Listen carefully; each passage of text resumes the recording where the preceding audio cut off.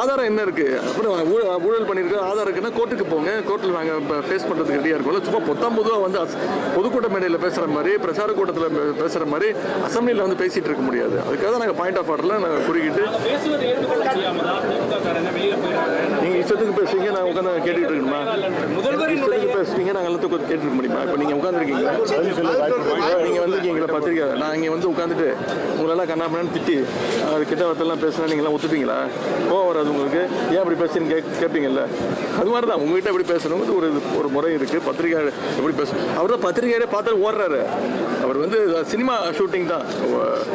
Director ஒன்று தேவை. இப்போ அந்த டைரக்டராக நம்முடைய சபாநாயகர் இருக்கிறாரு, அசிஸ்டன்ட் டைரக்டராக அங்கே இருக்கக்கூடிய அமைச்சர்கள், துணை சபாநாயகர் எல்லாம் இருக்கிறாங்க. ஏன் உதயண்ணா, நீங்க ஊழல் பண்ணீங்க, நீங்க எல்லாரும் சேர்ந்து ஊழல் பண்ணி பணத்தை கொள்ளையடிச்சீங்க அப்படின்னு சொல்லி விஜய் சார் சொல்றாரு.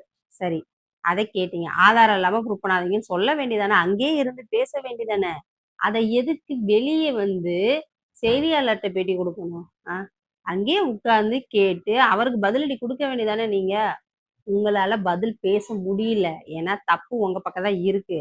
பதில் பேச முடியலன்னு சொல்லிட்டு தான் வெளியே வந்தீங்கன்னு ஒத்துக்க வேண்டியதானே? இதுல வந்து அவர் வந்து செய்தியாளர்கிட்ட பேட்டி கொடுக்க மாட்டாருன்னு சொல்றீங்க. செய்தியாளர்கிட்ட எதுக்கு பேட்டி கொடுக்கணும்? அவர் தான் நேரடியாவே உங்ககிட்ட பேசுறாருங்க. நேரடியாவே பேசும்போது உங்களோட அகைன்ஸ்ட நீங்க நேரடியாவே சொல்ல வேண்டியதானே? அதை எதுக்கு நீங்க அவர் வந்து செய்தியாளர்கிட்ட வந்து தனியா வேற வந்து பேசணுமா? சும்மா ஏதாவது குறை சொல்லணும்னே சொல்லிக்கிட்டே இருக்காதீங்க. எப்ப பாரு இந்த ஒப்பாரி வைக்கிறத எப்பதான் நிப்பாட்ட போறீங்கன்னே தெரியல. அப்புறம் என்ன சொல்றீங்க? அவங்க ஏதாவது சொல்லணும்னு சொல்லிட்டு இருப்பாங்க, நாங்க அதை உட்காந்து கேட்டுட்டு இருக்கணுமான்னு கேக்குறீங்க.